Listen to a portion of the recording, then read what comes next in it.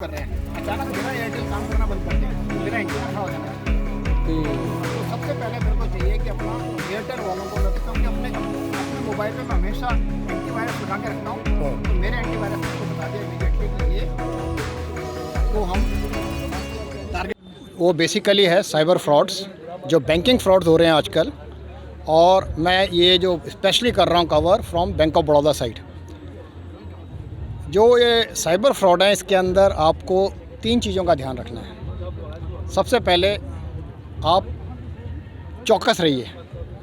दूसरा, शकिया बनिए कि हो सकता है कोई मेरे पीछे जो खड़ा है वो मेरा OTP नंबर या OTP या पिन कोड जानने की कोशिश कर रहा है। और तीसरा जो मोस्ट इम्पॉर्टेंट एस्पेक्ट है वो है, अगर फ्रॉड हो जाता है तो उसके बाद हमने क्या कार्रवाई करनी है, तो उसको ठंडे दिमाग से करिए।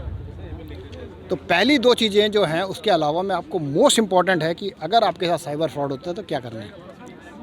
अगर आपने कोई थर्ड पार्टी ऐप यूज़ नहीं किया है और प्योरली आप बैंकिंग ऐप को यूज़ कर रहे हैं, चाहे वो बैंक ऑफ बड़ौदा का बॉबवर्ड हो, या फिर उसका डेबिट कार्ड हो, या उसका क्रेडिट कार्ड हो, या फिर ATM पे फ्रॉड हुआ हो, तो आप RBI के गाइडलाइन के मुताबिक 72 घंटे तक इसको रिकवर कर सकते हैं। मैं आपको एडवाइस करूंगा कि सबसे पहला काम within 24 hours and as early as possible आपने 3 एक्शन लेने हैं।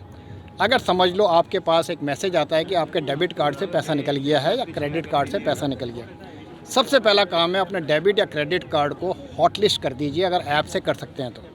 अगर आप ऐप से नहीं कर सकते तो बैंक को कॉल करिए और उसको बताइए कि मेरे इस कार्ड को हॉट लिस्ट कर दें और मेरे अकाउंट को फॉर टाइम बीइंग फ्रीज कर दें।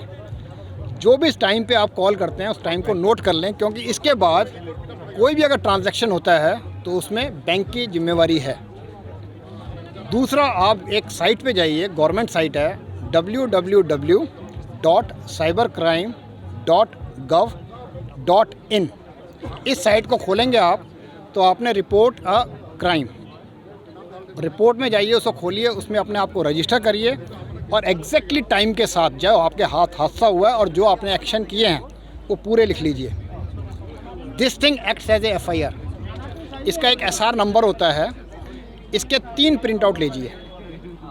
3 प्रिंट आउट लेने के साथ साथ पहला print out local police station में दीजिए। तो वो जो लोकल पुलिस के जो थानेदार वगैरह हैं या मुंशी हैं, वो इसको रिफ्यूज़ नहीं कर सकते, बिकॉज इसके अंदर टाइम फिक्स हो चुका है क्राइम का। वो आपको उस पर स्टैंप लगा के और प्रॉपर FIR लॉन्च करके दे देंगे। वरना अगर आप बिना इसके जाएंगे तो आपको दाएं बाएं भगाते रहेंगे। दूसरे में जो लोकल साइबर क्राइम सेल है उसके पास दूसरी FIR दे दीजिए, और तीसरी FIR की कॉपी आप अपने बैंक को दे दीजिए। और जो आपके ट्रांजैक्शन हुआ है बैंक का, उसका एक प्रिंट आउट लेके बैंकर की स्टैंप लगा के वो तीनों FIR के साथ अटैच कर दीजिए साथ में, और आप निश्चिंत हो जाइए। अगर आपने ये कार्रवाई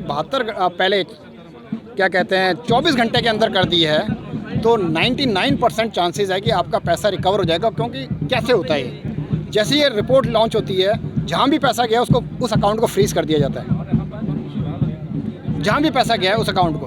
पर हो सकता है कई जगह पे क्या होगा कि आपका ये जो पैसा फ्रॉडस्टर ने क्या किया है, वो अकाउंट पे नहीं ले गया, वो उसने बैंकिंग में कोई शॉपिंग कर ली है, उसमें थोड़ा टाइम ज़्यादा लगता है। तो ये 2 चीज़ों का ध्यान रखिए, निश्चिंत रहिए।